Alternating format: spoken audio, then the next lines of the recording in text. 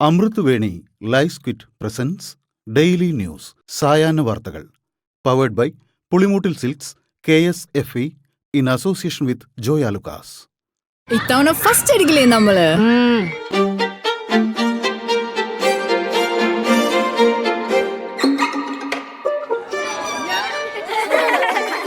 കുട്ടികൾക്കൊക്കെ പെയിൻ ശല്യം ഉണ്ടാകും. അതുകൊണ്ട് ലൈസ് കിറ്റ് ഉപയോഗിച്ച് ക്ലാസ്സിൽ വരാൻ പ്രത്യേക ശ്രദ്ധിക്കണം. ലൈസ് കിറ്റ് ലൈസ് റിമൂവർ പെയിൻ ശല്യത്തിൽ നിന്നും ഉടനടി ആശ്വാസം.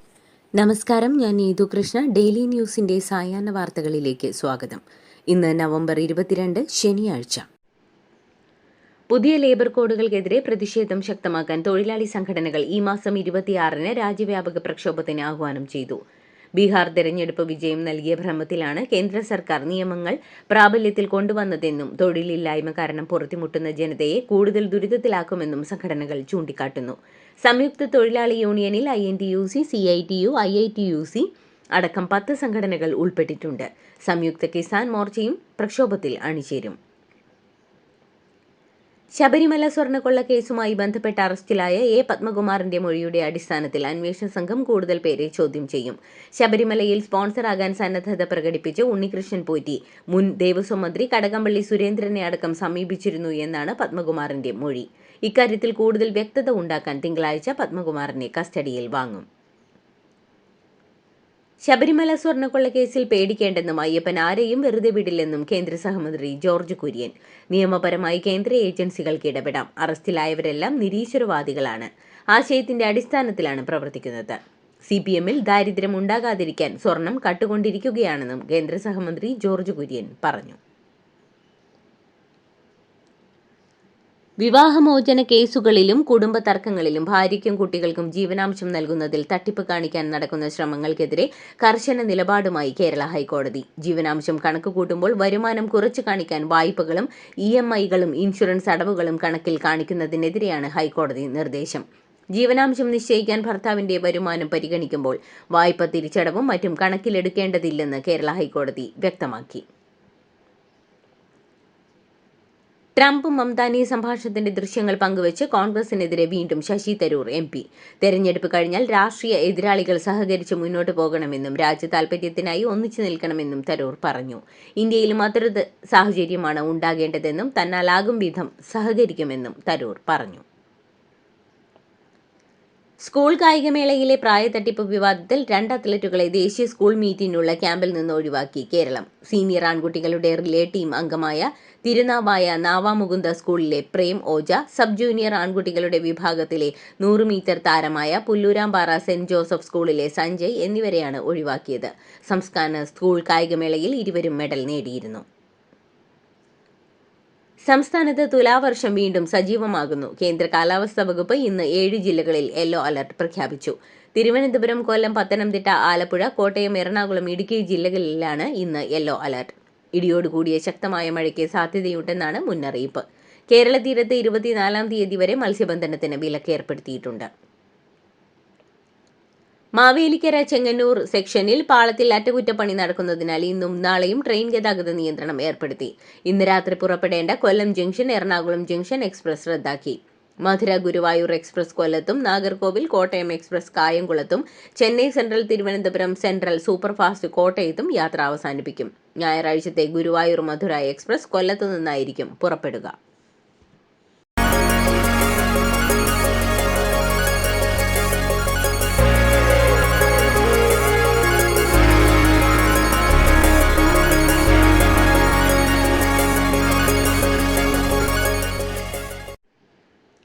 തദ്ദേശ തെരഞ്ഞെടുപ്പിൽ പത്തനംതിട്ടയിൽ സ്ഥാനാർത്ഥിക്കായി നേതാക്കൾ പൂരിപ്പിച്ചു നൽകിയ നാമനിർദ്ദേശ പത്രികയിൽ തെറ്റായ വിവരങ്ങൾ.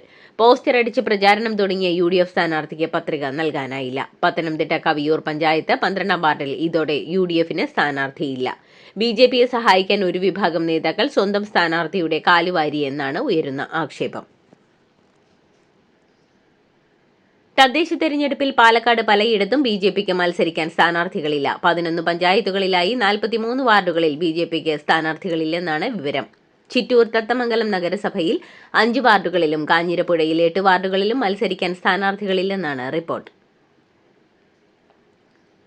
പാലക്കാട് ഇടതുമുന്നണിയിൽ തർക്കം രൂക്ഷമാകുന്നു. കഴിഞ്ഞ തവണ മത്സരിച്ച സീറ്റുകൾ പോലും നിഷേധിക്കുന്ന നിലപാട് CPM സ്വീകരിച്ചെന്ന് തുറന്നടിച്ച് CPI രംഗത്തെത്തി.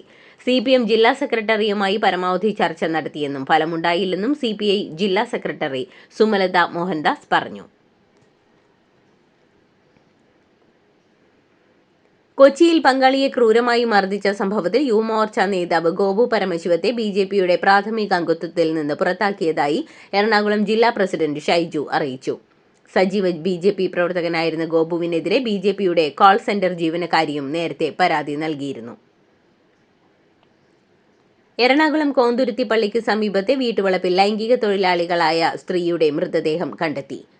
സംഭവം കൊലപാതകമെന്ന് പോലീസ്. വീട്ടുടമ ജോർജ് കുറ്റം സമ്മതിച്ചു. വീട്ടിൽ ഭാര്യയും മക്കളും ഇല്ലാത്ത അവസരം നോക്കി ഇന്നലെ രാത്രിയാണ് ജോർജ് സ്ത്രീയെ വീട്ടിലെത്തിച്ചത്. ലൈംഗിക ബന്ധത്തിനു ശേഷം പണത്തെ ചൊല്ലി ഇരുവരും തമ്മിൽ തർക്കമുണ്ടായി. ഇതോടെ മദ്യലഹരിയിലായിരുന്ന ജോർജ് മുറിയിലുണ്ടായിരുന്ന ഇരുമ്പ് കമ്പിയെടുത്ത സ്ത്രീയെ തലക്കടിച്ച് കൊലപ്പെടുത്തി.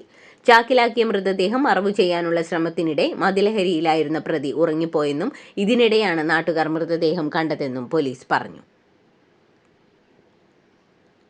വാട്സാപ്പിൽ കനത്ത സുരക്ഷാ പിഴവ് കണ്ടെത്തി ഗവേഷകർ. 3.5 ബില്യണിലധികം സജീവ വാട്സാപ്പ് അക്കൗണ്ടുകളുമായി ബന്ധിപ്പിച്ചിരിക്കുന്ന ഫോൺ നമ്പറുകളും പ്രൊഫൈൽ വിവരങ്ങളും അനായാസം ചോർത്താൻ കഴിഞ്ഞതായി സുരക്ഷാ ഗവേഷകർ പറയുന്നു. ഇതിൽ ഇന്ത്യയിലെ 75 കോടി ഉപഭോക്താക്കളുടെ വാട്സാപ്പ് വിവരങ്ങളും ഉൾപ്പെടുന്നു. അതേസമയം വാട്സാപ്പിലെ ഈ പിഴവ് ഇപ്പോൾ പരിഹരിച്ചിട്ടുണ്ടെന്നും ദുരുപയോഗത്തിന് തെളിവുകളില്ലെന്നും മെറ്റ പറയുന്നു.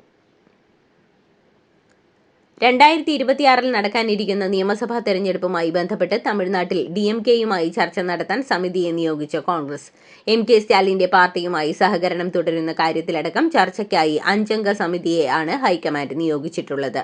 വിജയിയുടെ പാർട്ടിയായ TVKയുമായി സഖ്യം വേണമെന്ന ആവശ്യം തമിഴ്നാട് PCCയിൽ ശക്തമായതോടെയാണ് നടപടിയെന്നാണ് വ്യക്തമാക്കുന്നത്. റോഡരികിൽ വാഹനങ്ങൾ പാർക്ക് ചെയ്യുന്നത് തടയുന്നതിനും വന്യമൃഗങ്ങളുടെ ഫോട്ടോകളും വീഡിയോകളും എടുക്കുന്നതിനും അവയുടെ സ്വതന്ത്ര സഞ്ചാരത്തിന് തടസ്സം സൃഷ്ടിക്കുന്നത് തടയാനുമായി ബന്ദിപ്പൂർ കടുവ സംരക്ഷണ കേന്ദ്രത്തിലൂടെ കടന്നുപോകുന്ന ദേശീയപാതയിൽ വനം വകുപ്പ് CCTV ക്യാമറകൾ സ്ഥാപിച്ചു. അത്തരം പ്രവൃത്തികളിൽ ഏർപ്പെടുന്നവർക്കെതിരെ ശിക്ഷാ നടപടി സ്വീകരിക്കും. കൺഗ്രാചുലേഷൻസ് മിടുക്കിയാട്ടോ. പൈലറ്റ് ആവണമെന്ന് പറയണേ. അവളുടെ ആഗ്രഹമല്ലേ, അവള് പറക്കട്ടെ. ചെലവ് എത്രയാന്ന്? KSFEയുടെ പുതിയ ഹാർമണി ചിട്ടി ചേരണം. കണ്ണടച്ചു തുറക്കും മുമ്പ് അവളുടെ +2 കഴിയില്ലേ. കടം വാങ്ങാതെയും സ്ഥലം വിൽക്കാതെയും കുട്ടികളെ പഠിപ്പിക്കാം. KSFE ഹാർമണി ചിട്ടികൾ. KSFE ഹാർമണി ചിട്ടിയിൽ ചേരുന്ന 100 ഭാഗ്യശാലികൾക്ക് സിംഗപ്പൂർ യാത്ര സൗജന്യം. ദില്ലിയിൽ വായു ഗുണനിലവാരം വളരെ മോശം വിഭാഗത്തിൽ തുടരുന്നു. 362 ഇന്ന് രേഖപ്പെടുത്തിയ ശരാശരി AQI. ഔട്ട്ഡോർ കായിക വിനോദങ്ങൾ നിയന്ത്രിക്കണമെന്ന് സ്കൂളുകൾക്ക് നിർദ്ദേശം നൽകിയിരിക്കുകയാണ്. യമുനയിൽ വീണ്ടും വിഷപത അടിഞ്ഞുകൂടുന്ന സാഹചര്യമാണുള്ളത്. ഛഠ് പൂജ സമയത്ത് രാസവസ്തുക്കൾ തളിച്ച് പത നീക്കം ചെയ്തിരുന്നു. വീണ്ടും പത അടിഞ്ഞ സാഹചര്യത്തിൽ സ്പീഡ് ബോട്ടുകൾ ഇറക്കി പത നീക്കം ചെയ്യാൻ വേണ്ടിയാണ് സർക്കാർ ശ്രമം. ദുബായിലെ എയ്റോ ഷോയ്ക്കിടെ തേജസ് വിമാനം തകർന്നു വീണതിൽ വ്യോമസേന അന്വേഷണം തുടങ്ങി. വിമാന ദുരന്തത്തിൽ വീരമൃത്യു വരിച്ച വ്യോമസേന വിംഗ് കമാൻഡർ നമൻ സിയാലാലിന്റെ ഭൗതിക ശരീരം ഇന്ന് ദില്ലിയിലേക്ക് എത്തിക്കും. അതേസമയം അപകടം സംബന്ധിച്ച് ചില വിവരങ്ങൾ പുറത്തുവരുന്നുണ്ടെങ്കിലും അതൊന്നും തന്നെ വ്യോമസേന ഔദ്യോഗികമായി സ്ഥിരീകരിച്ചിട്ടില്ല. സംഭവത്തിൽ കേന്ദ്ര പ്രതിരോധ മന്ത്രി രാജ്നാഥ് സിംഗും സംയുക്ത സൈനിക മേധാവി അനിൽ ചൗഹാൻ ഉൾപ്പെടെയുള്ളവരും അനുശോചനം രേഖപ്പെടുത്തി. ബാബറി ദിനവുമായി ബന്ധപ്പെട്ടുള്ള തൃണമൂൽ കോൺഗ്രസ് MLA ഹുമയൂൺ കബീറിന്റെ പ്രസ്താവന വിവാദത്തിൽ. ബാബറി മസ്ജിദ് ദിനത്തിൽ ബംഗാളി ബാബറി മസ്ജിദ് നിർമ്മാണത്തിന് തുടക്കമിടുന്നുമെന്നാണ് ഹുമയൂൺ കബീറിന്റെ പ്രസ്താവന. ഡിസംബർ 6 ബാബറി മസ്ജിദിന് തറക്കല്ലിടുമെന്നും 3 വർഷം കൊണ്ട് നിർമ്മാണം പൂർത്തിയാക്കുമെന്നും MLA പറയുന്നു. മുസ്ലിം വോട്ടിനായുള്ള നീക്കമാണ് ഹുമയൂൺ കബീറിന്റേതെന്ന് BJP ആരോപിച്ചു. ചെങ്കോട്ട സ്ഫോടന കേസിൽ അറസ്റ്റിലായവരുടെ ചോദ്യം ചെയ്യലിന്റെ വിശദാംശങ്ങൾ പുറത്ത്. രാജ്യത്തെ വിവിധ നഗരങ്ങളിൽ സ്ഫോടനത്തിന് പദ്ധതിയിട്ടിരുന്നതായി അറസ്റ്റിലായവർ ചോദ്യം ചെയ്യലിൽ സമ്മതിച്ചെന്നാണ് ലഭിക്കുന്ന സൂചന.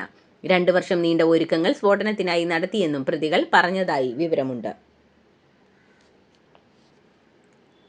ദില്ലിയിൽ ആയുധക്കടത്ത് സംഘം പിടിയിൽ. 2 പഞ്ചാബ് സ്വദേശികൾ ഉൾപ്പെടെ 4 പേരെയാണ് ദില്ലി ക്രൈംബ്രാഞ്ച് പിടികൂടിയിരിക്കുന്നത്. സംഘത്തിന് പാകിസ്ഥാൻ ISIയുമായി ബന്ധമില്ലെന്ന് ദില്ലി പോലീസ് വ്യക്തമാക്കി. തുർക്കിയിലും ചൈനയിലും നിർമ്മിച്ച ആയുധങ്ങൾ പാകിസ്ഥാൻ വഴി സംഘം ഇന്ത്യയിലേക്ക് വിതരണം ചെയ്തിരുന്നു. ഡ്രോണുകൾ ഉപയോഗിച്ചാണ് പാകിസ്ഥാനിൽ നിന്ന് പഞ്ചാബിലേക്ക് ആയുധങ്ങൾ കടത്തിയിരുന്നത്. ഹിന്ദുക്കളില്ലാതെ ലോകത്തിന് നിലനിൽക്കാനാകില്ലെന്ന് RSS മേധാവി മോഹൻ ഭാഗവത്. ലോകത്തെ നിലനിർത്തുന്നതിൽ ഹിന്ദു സമൂഹം നിർണായക പങ്ക് വഹിക്കുന്നുണ്ടെന്നും അദ്ദേഹം പറഞ്ഞു. മണിപ്പൂർ സന്ദർശന വേളയിൽ സമ്മേളനത്തെ അഭിസംബോധന ചെയ്ത് സംസാരിക്കുകയായിരുന്നു അദ്ദേഹം. ഗ്രീക്ക്, ഈജിപ്ത്, റോമ തുടങ്ങിയ എല്ലാ നാഗരികതകളും ഭൂമുഖത്ത് നിന്ന് നശിച്ചുവെന്നും നമ്മുടെ നാഗരികത ഇപ്പോഴും ഇവിടെയുണ്ടെന്നും മോഹൻ ഭാഗവത് പറഞ്ഞു. ദക്ഷിണാഫ്രിക്കയിലെ ജോഹന്നാസ്ബർഗിൽ നടക്കുന്ന G20 ഉച്ചകോടിയിൽ പ്രധാനമന്ത്രി നരേന്ദ്രമോദി ഇന്ന് സംസാരിക്കും. ഉച്ചകോടി 2 സെഷനുകളാകും ഇന്ന് നടക്കുക. വ്യാപാര രംഗത്ത് അധിക തീരുവ അടക്കമുള്ള നിയന്ത്രണങ്ങൾക്കെതിരായ ഇന്ത്യയുടെ നിലപാട് മോദി വ്യക്തമാക്കും. ഭീകരവാദത്തിനെതിരെ ഇരട്ടത്താപ്പ് പാടില്ലെന്ന നയവും മോദി ആവർത്തിക്കും. നാളെ ഇന്ത്യ, ബ്രസീൽ, ദക്ഷിണാഫ്രിക്ക കൂട്ടായ്മ ഇബ്സ ഉച്ചകോടിയിലും മോദി പങ്കെടുക്കും. ബീജിംഗ് സിയോൺ ചർച്ചിലെ 18 നേതാക്കളെ ചൈനയിൽ അറസ്റ്റ് ചെയ്തു. ക്രിസ്ത്യൻ അവകാശ സംഘടനയായ ചൈന എയ്ഡാണ് ഇക്കാര്യം റിപ്പോർട്ട് ചെയ്യുന്നത്. ചൈനീസ് സർക്കാരിന്റെ നിയന്ത്രണത്തിന് വഴങ്ങാതെ സ്വതന്ത്രമായി പ്രവർത്തിച്ചിരുന്ന ഒരു പ്രധാന പ്രൊട്ടസ്റ്റന്റ് ക്രിസ്ത്യൻ സഭയാണ് ബീജിംഗ് സിയോൺ ചർച്ച്. വിവര നിയമ ശൃംഖലകൾ നിയമവിരുദ്ധമായി ഉപയോഗിച്ചതിന്റെ പേരിലാണ് നടപടി. അമേരിക്കയുടെ മധ്യസ്ഥതയിലുള്ള സമാധാന ഉടമ്പടിയുടെ രൂപരേഖ അംഗീകരിക്കാൻ യുക്രൈന് ഒരാഴ്ചത്തെ സമയപരിധി നൽകി US president Donald Trump. November 27-നകം പദ്ധതി അംഗീകരിച്ചില്ലെങ്കിൽ കടുത്ത നടപടികളുമായി മുന്നോട്ടു പോകുമെന്നും യുക്രൈൻ പ്രസിഡന്റ് വ്ളാഡിമിർ സെലൻസ്കി പദ്ധതി അംഗീകരിക്കുമെന്നാണ് പ്രതീക്ഷയെന്നും ട്രംപ് പറഞ്ഞു. യുക്രൈന്റെ പ്രദേശങ്ങൾ വിട്ടുകൊടുക്കുന്നത് ഉൾപ്പെടെ റഷ്യൻ പ്രസിഡന്റ് വ്ളാഡിമിർ പുടിന്റെ ദീർഘകാലമായുള്ള പല ആവശ്യങ്ങളും US പദ്ധതിയിൽ അടങ്ങിയിട്ടുണ്ട്. ഇതോടുകൂടി ഡെയിലി ന്യൂസിന്റെ ഇന്നത്തെ സായാഹ്ന വാർത്തകൾ സമാപിക്കുന്നു. ഡെയിലി ന്യൂസിനു വേണ്ടി വാർത്തകൾ വായിച്ചത് നീതു കൃഷ്ണ. DailyNewsLive.in വാർത്തകൾ വിരൽ തുമ്പിൽ.